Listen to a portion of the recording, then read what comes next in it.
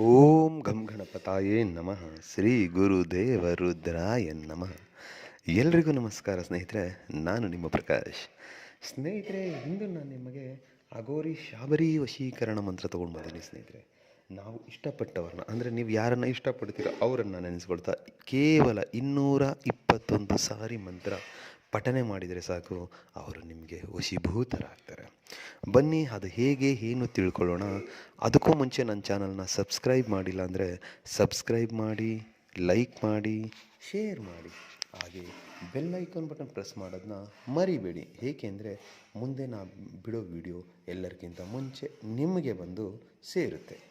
ಸ್ನೇಹಿತರೆ, ಈ ಕ್ರಿಯೆ ಮಾಡೋದಕ್ಕೆ ನಿಮಗೆ ಆಸನ ಮತ್ತು ನೀವು ಹಾಕೊಳ್ಳೋದಕ್ಕೆ ಕಪ್ಪು ಬಟ್ಟೆ ಬೇಕಾಗುತ್ತೆ. ಸಮಯ ಬಂದು ರಾತ್ರಿ 12ರ ನಂತರ ಮಾಡಬೇಕಾಗುತ್ತೆ. ಮತ್ತು ಅವರ ಫೋಟೋ ಬೇಕಾಗುತ್ತೆ. ಮತ್ತು ಒಂದೇ ಒಂದು ದೀಪ ಬೇಕಾಗುತ್ತೆ, ರುದ್ರಾಕ್ಷಿ ಮಾಲೆ. ಇಷ್ಟನ್ನು ನೀವು ರೆಡಿ ಮಾಡಿಕೊಂಡು ಇದನ್ನು ಯಾವುದೇ ದಿನ ನೈಟ್ ಮಾಡ್ಬೋದು.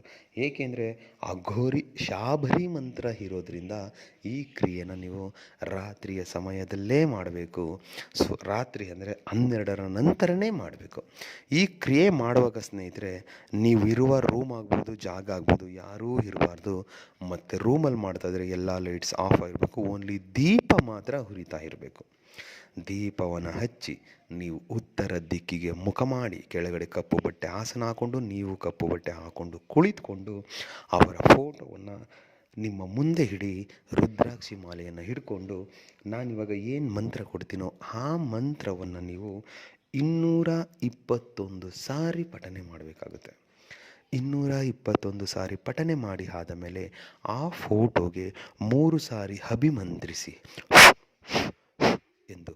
ತದನಂತರ ಅದನ್ನು ನಿಮ್ಮ ಪರ್ಸ್ ಇಲ್ಲ ವ್ಯಾಲೆಟಲ್ಲಿ ಇಟ್ಕೊಂಡು ಅವರ ಮುಂದೆ ಹೋದರೆ ನೀವು ಸ್ನೇಹಿತರೆ, ನಿಮಗೆ ಅವರು ವಶೀಭೂತರಾಗ್ತಾರೆ. ಇದರಲ್ಲಿ ಯಾವುದೇ ರೀತಿ ಸಂಶಯ ಇಲ್ಲ.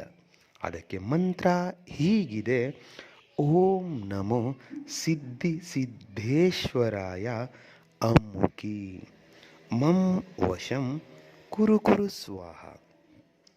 ಮಂತ್ರ ಇನ್ನೊಂದು ಸಾರಿ ಹೇಳ್ತೀನಿ ನೋಡಿ ಸ್ನೇಹಿತರೆ. ಓಂ ನಮೋ ಸಿದ್ಧಿ ಸಿದ್ಧೇಶ್ವರಾಯ ಅಮುಖಿ ಮಂ ವಶಂ ಕುರು ಕುರು ಸ್ವಾಹ. ಈ ರೀತಿಯಾಗಿ ಮಾಡಿ ಖಂಡಿತ ನಿಮಗೆ ರಿಸಲ್ಟ್ ಸಿಗುತ್ತೆ.